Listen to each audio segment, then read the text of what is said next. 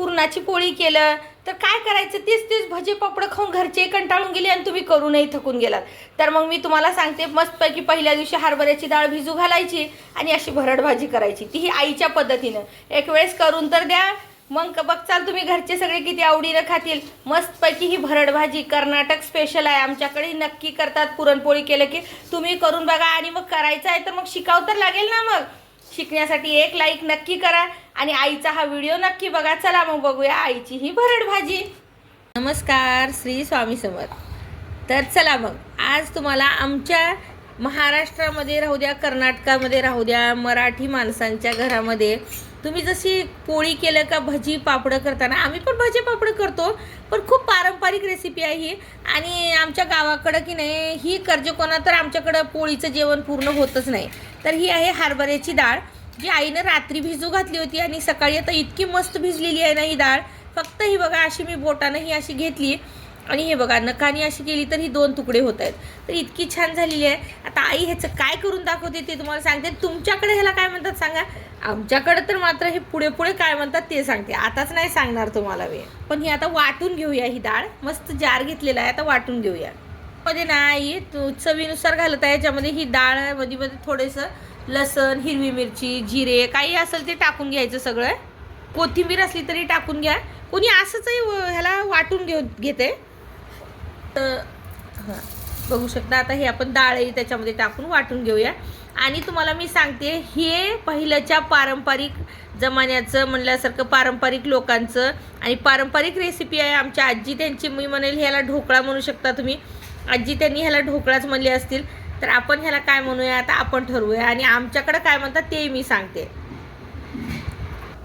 आमच्याकडे याला म्हणतात भरड भाजी.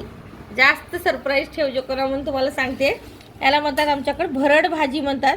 तर ही आता भरड भाजी कशी करायची ते पण तुम्हाला दाखवते मी. आता असं बारीक वाटून घेत आहे. अशा प्रकारे सर्व वाटून घेऊया आपण. अशा प्रकारे छान वाटून घेतलेलं आहे. आईनं थोडंसं मीठ सुद्धा टाकलेलं आहे.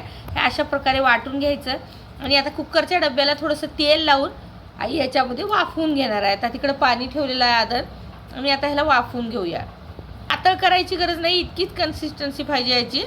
अशा प्रकारे पाहिजे, ओबडधोबड असं गबरं गबरं वाटून घ्यायचं, जास्त बारीक करायचं नाही. पाण्याला आदन यायला पहिलंच ठेवलेलं आहे असं पातेल्यामध्ये. आणि हे बघू शकता. आता आपण हे जे आहे ना त्याच्यामध्ये ठेवून घेऊया. हे बघा अशा प्रकारे. आणि छान वाफवून घेऊया. 15-20 मिनिटे छान लागतील आता वाफवायला. मग दाखवते तुम्हाला मी. बघू शकता किती छान वाफवून घेतली आईने. एकदम मस्त वाफलं गेले.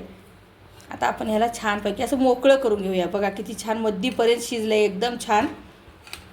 आणि छानपैकी आता ह्याला आई काही मोकळं मोकळं मोकळं करून घेते. मग त्याला छान फोडणी देऊया आपण. पण हातानेही फोडू शकता, असं मोकळं होते. हे बघा इकडे बघा किती छान फुलाले बघा. अशा प्रकारे हे असंचही खातात काही जण, खूप छान लागते. पण आपण ह्याला फोडणी देऊया मस्तपैकी. बघा हाताला सुद्धा चिटकत नाही, इतकं चांगलं राहतं हे.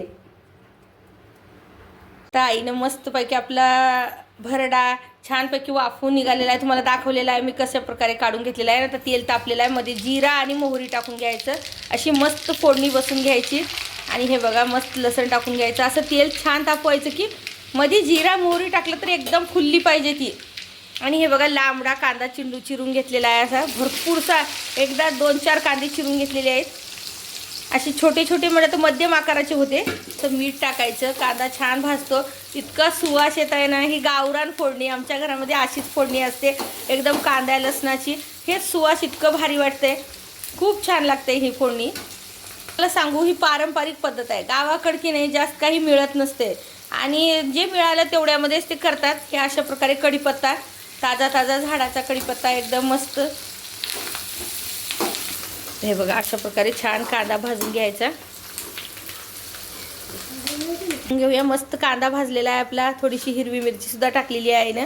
हळदी पावडर टाकूया आता, सुके मसाले. हे बघू शकता लाल मिरची पावडर. ऊन येत आहे त्यामुळे तुम्हाला बिना रिंग लाईटचं एकदम छान उजेड पडेल. थोडीशी ऊन, थोडीशी सावली. आणि आमचं कढीपत्त्याचं झाड बघू शकता किती छान फुटलेलं आहे, एकदम मस्त ताजा ताजा कढीपत्ता आहे झाडाला, एकदम छान. हे बघा अशा प्रकारे. आणि इथं बघा आई मस्त इथं भरडा करून घेत आहे आणि भरडा कसा मोकळा छान करून घेतलेला आहे आणि छानपैकी हे बघा अशा प्रकारे आता फोडणी घालू. तुम्ही की नाही आई म्हणते हे पहिल्याचे लोक ना 15-15 दिवस जेव्हा आपण पंढरपूर वारी देवदर्शन करायला जातो ना तर त्यांनी अशा प्रकारचा जास्त तेल टाकून कोरडा झुणका म्हणून भाकरीसोबत घेऊन जायचे. बाहेर हॉटेलमधलं खात नव्हतं पण तवा तितकं, तर त्यामुळे ते असे कोरडा झुणका म्हणून घेऊन जात होते. खूप छान लागते भाकरीसोबत खायला, तर तेही तुम्ही तसं करून घेऊ जाऊ शकता. हे बघा असं हे आमच्याकडं पोळीचं जेवण केलं ना की हे करतातच. आता किती पिवळं एकदम मस्त कलर आलेला आहे आपल्या भरड्याला. तर असं छान भरडा आता आई छान भाजून घेते याला आणि आपली कोथिंबीर बारीक केलेली ती टाकून घ्यायची. छानपैकी मिक्स करून घेते. आता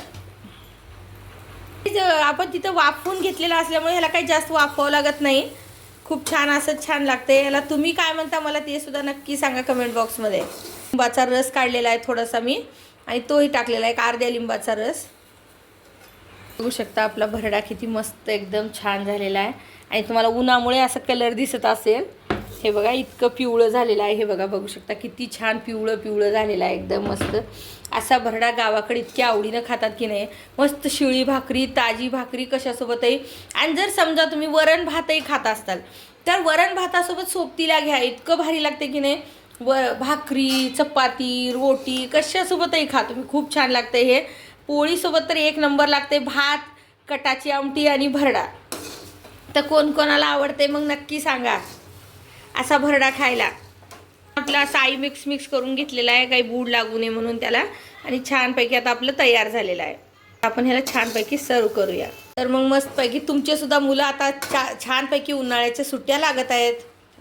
मुलं नवीन डिश खायला मागतात, त्यावेळेस असं करून द्या त्यांना. मी सांगते हे चणा डाळीचं हरभऱ्याच्या डाळीचं आहे. लहान मुलांना खूप पौष्टिक असते. ते ढोकळा तोच उपमा तोच पोहे खाऊन कंटाळून गेलात का नाही मग, तर अशा प्रकारचं खा. आणि थोडं नजरअंदाज करा. मला इतकी सर्दी झालेली आहे. आता किती मस्त केलेलं आहे ना एकदम छान. असा तुम्ही मुलांना करून द्या. भाकरीसोबत इतकं भारी लागते. तुम्ही म्हणताल कोरडं कसं खायचं, पण कोरडं नाही आहे. भाकरी चपातीसोबत नुसतं लावून खाऊन बघा. सोबतीला कांदा घ्या बुक्कीनं फोडलेला, खूप छान लागते. तुम्ही सुद्धा करा खा आणि मला नक्की सांगा कसं झालं होतं ते तुमचा सुद्धा भरडा. आणि ह्याला भरड भाजी म्हणून नक्की आईची आठवण काढून भरड भाजी म्हणून नक्की करून खा आणि मला सांगा कसं झालं होतं ते. तर मग तुम्हालाही हा व्हिडिओ आवडला तर नक्की लाईक करा, शेअर करा आणि सबस्क्राईबसुद्धा करा. आणि एक वेळेस आईच्या हातची ही भरड भाजी नक्की करून खा. धन्यवाद. श्री स्वामी समर्थ.